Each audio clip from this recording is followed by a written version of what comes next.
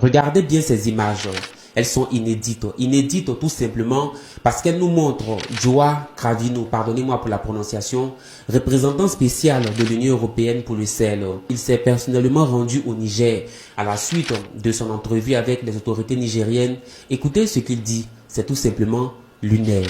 Nous avons eu la possibilité de passer en revue les relations entre l'Union européenne et le Niger, les perspectives pour 2026, puisqu'on est au début de l'année, et aussi parce qu'à la fin de l'année 2025, chez nous, en Europe, on a approuvé au niveau du Conseil des ministres Affaires étrangères de l'Union européenne ce qu'on appelle une approche renouvelée pour le Sahel, une approche basée sur l'engagement, l'idée d'engagement avec le Sahel, une idée de renforcement du dialogue respectueux et amélioré qualitativement, parce que il me semble qu'il faut parler plus entre l'Union européenne et les pays AOS. Il faut qu'on se connaisse mieux,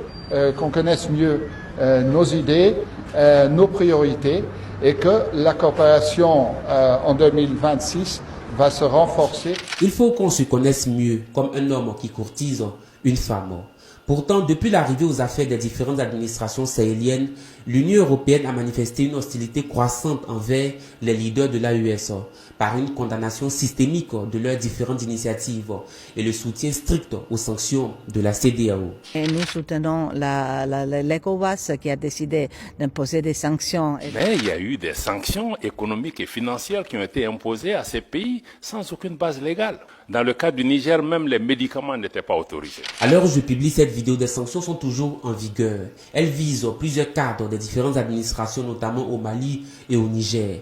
Parmi les personnalités sanctionnées figurent Malik Diaye, président du Conseil national de transition, Ismaël Ouagé, ministre malien et membre influent de l'administration Goïta, Ibrahim Ikassa Maïga, ministre de la refondation de l'État, etc. Et il y a certains que vous connaissez, Nathalie Yam et Kémy Seba, ils y sont.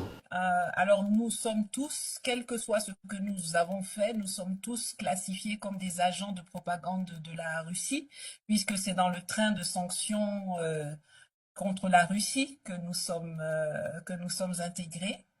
Donc moi, je me bats pour l'émancipation, la souveraineté africaine, mais comme cela gêne les intérêts de certains des membres de l'Union européenne et qu'il y a une solidarité de meute dans l'envie coloniale impérialiste dominante. Donc les autres pays se sont joints à la France en particulier pour me sanctionner. Soyons réalistes et lucides. Quand on parle de l'Union européenne, il s'agit essentiellement de la France et de l'Allemagne. Le reste, n'en parlons même pas. Alors mes chers amis, pourquoi l'Union européenne favorise-t-elle ce rapprochement? Je pense qu'elle s'était dit il y a quelques années, nous allons leur rendre la vie dure et ils finiront par s'effilocher.